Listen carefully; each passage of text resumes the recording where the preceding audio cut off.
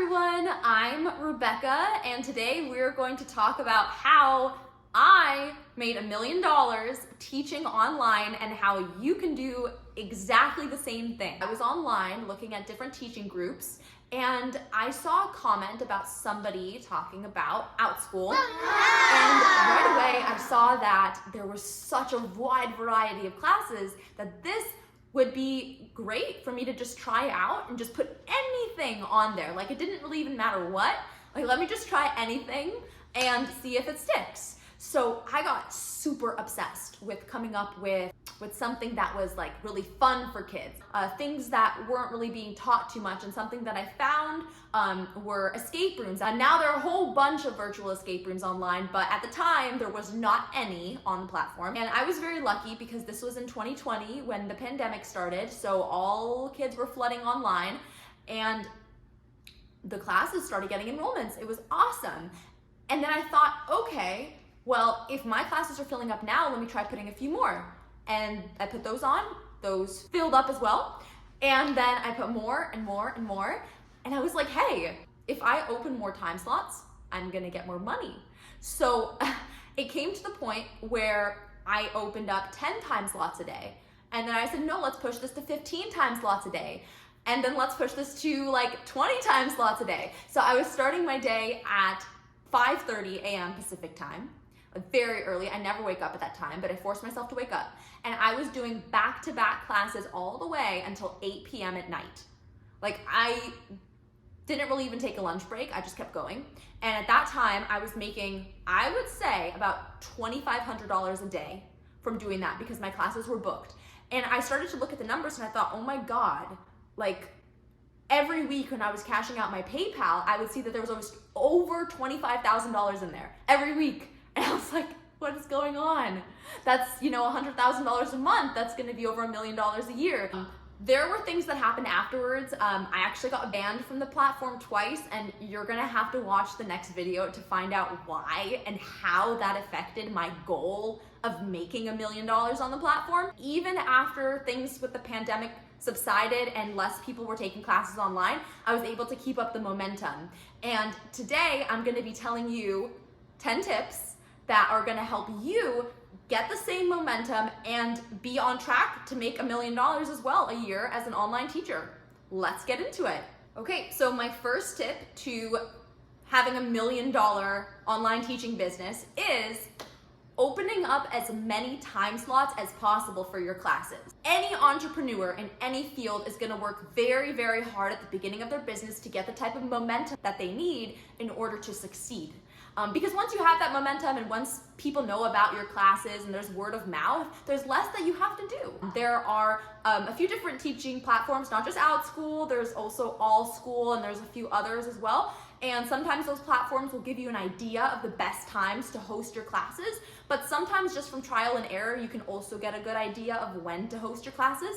So once you determine the peak times, you need to make sure you have classes scheduled for those times, but also just schedule literally as many classes as you can all throughout the day, from the morning to the nighttime. Do random hours, even hours that you might be sleeping normally. Just try it out. Put the times out there, because the more flexibility that you give to your students, the more likely you'll get enrollment. Even if you have a few in the morning, a few at night, that builds up your numbers, and now you're getting more reviews. Now it's showing that more people have taken your class.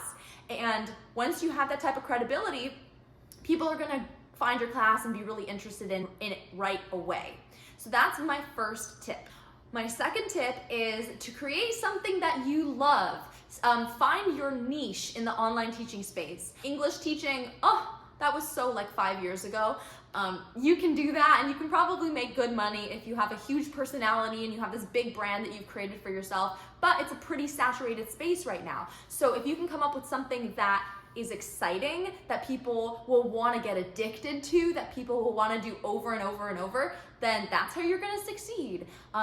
Does it have something to do with sports? Does it have something to do with creativity and making things? If you're specialized just at one thing, see if you can apply it to a lot of other things. For example, if you are a yoga teacher and you're really good at yoga, you can start promoting your classes not just for people that do yoga, but for athletes all around, because all types of athletes will benefit from stretching and will benefit from being calm and being focused in whatever their sport is. So just figuring out a way to find your niche, but then expand it and see all the different types of people that might be interested in that niche and that it might help. My third tip is you have to start promoting your next class while you are teaching your current class. For example, you're in your class, you're nearing the end. What I like to do is I like to ask my students, hey, did you guys have a great time? Do you want to join me for the next one?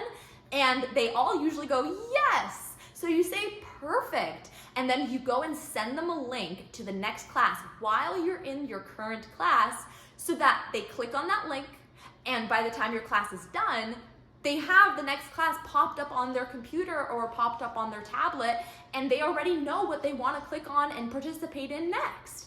So it's a great way to keep your classes top of mind for them and create a pattern. I really like one-time classes because the student finishes the class and they want more, but there isn't any more of that class, but there could be a lot of other one-time classes that they can join in. And especially if you have a theme or a niche that people get addicted to, like escape rooms, you can just say, hey, move on to the next escape room. And some kids will want to do all 10 of your escape rooms in one day because that's how excited that they get.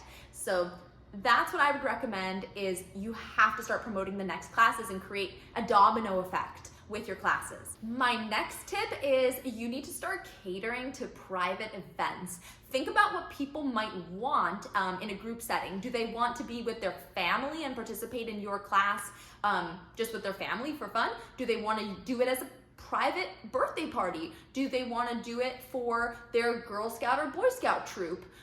Do they want to do it with just their siblings? So private events are going to get you a lot of money, and if you advertise them in your description, then people will know right away that your classes are available for private events, and you should probably be getting a lot of inquiries about doing private events, which will rack up some nice change. Okay, my next tip is stick to your guns on pricing.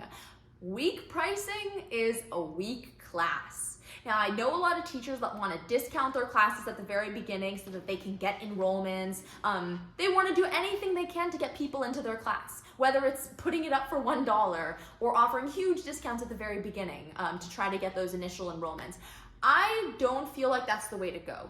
I think when you have a cheaply priced class, at least in my opinion, I think that your class is cheap. The quality of your class isn't great. I think anybody that really believes in their class and that has really quality content and really good instruction, they know that if they price their class on the higher end, but they present it and market it in a way that shows how great the class is, that they will get the enrollments. You just have to think about it. There are students on all types of price ranges. Some students only want cheap classes, some students are willing to pay for more expensive classes. So figure out who you want to target. You can definitely have cheaper classes, but the people that are willing to pay for more, I mean, you're just missing out on all the money, right? So just have them higher, target that demographic that's willing to pay for them, and trust me, there is no lack of students that are willing to pay for a good class.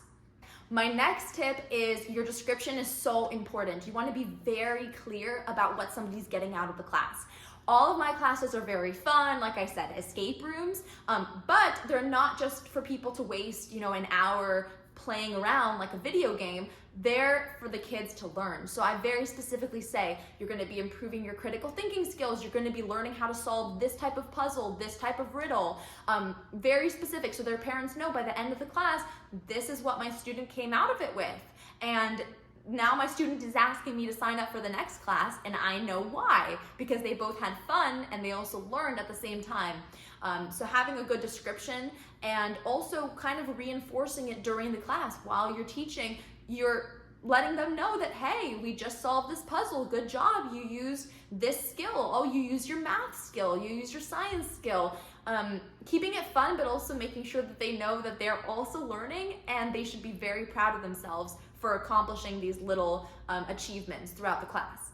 My next tip is you want to keep the pace very fast in your classes.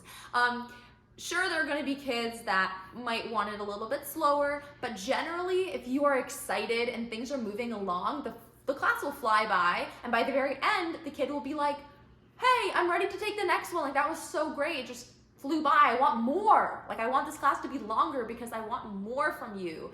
So having a energetic, fun pace, showing kids that you are excited to be with them and that you would rather be doing nothing else than sitting in front of them and teaching them something new, that's what's gonna get you excited students and students that wanna come back. My next tip is professionalism is key.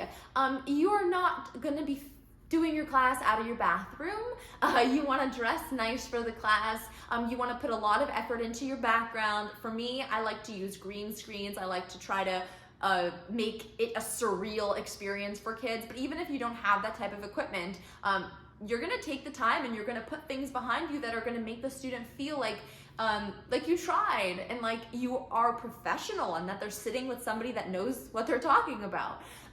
So that's one thing, and also having professional graphics for your class description. Have a really nice photo. If you can't do it yourself, pay someone to do it. I mean, you make the photo once and it will stay on your class description for years, so might as well invest at the very beginning to have something nice. And then I also recommend having a nice video for your class. You can edit a really beautiful video yourself, or again, pay somebody, but this video should stand out. It should have a wow factor. It doesn't even necessarily have to have you talking in it. You know, some people just put a webcam on and they just talk to it and try to explain about the class. No, show them, use animations, use special effects. Make it feel like they're looking at a movie trailer for your class, and that's how you're gonna succeed. My next tip is know your audience and their developmental level. For me, I like to teach kids between the ages of 7 to 12, but sometimes I open my classes for even younger or even older. And when I have a class with 7-year-olds and 12-year-olds, there's a very big developmental difference in their skills. Some of them can do multiplication, some of them can't. Some of them can read and some of them can't. So when you see those types of varying age ranges and you present them with the same problem or the same task that they have to solve, right away you should know ways to make it either simpler for younger students or students that are not up to the same developmental level, or make it more difficult for students that you already know are coming in with some prerequisite knowledge about this topic and that are already here and ready for a challenge. And being able to modify and think on the spot is a really big skill that you should have as a teacher, and that's going to make students really like you because they're going to feel like you're their friend and you really understand what their strengths are and you're playing to their strengths. So my last tip, and this is a big one, is you want to reach out to past students to get more enrollments. And this is very good for one-time classes. Platforms like Allschool, they allow you to message families that have previously taken your classes. And what I would do is I would spend days just messaging past families, just so I know that I did that. Because for me, what was important was I wanted to exhaust every single option I had to get repeat enrollments and to get more enrollments. I wanted my classes to be fully booked. And one of those things that you can do is start reaching out to every single family, right? Come up with the generic message that you want to send to everybody, telling them, hey, these are my new classes, join us, you're gonna love them. And just be in front of people. Persistence is key because the more that they hear about you, the more they're willing to come back and try more classes. So that was my last tip. These are things that I implemented in my own teaching practice to make $1 million teaching as an online teacher. You don't necessarily have to rely on coming into the online teaching space only at the right time. I came in at a good time to start online teaching, but I've continued to maintain this type of business over a long time already, to a point where it doesn't matter whether kids are doing homeschool or whether they're back in school full time. They'll still find so much joy in the classes that they're willing to make the time to participate after they've finished a long day of in-person schooling. So those are my tips. The next video is going to be about the 2 times that I got banned from Outschool, how that happened, and how that affected my goal of making $1 million a year as an online teacher. Check out that video, and I cannot wait to see you guys again in the next one. Bye.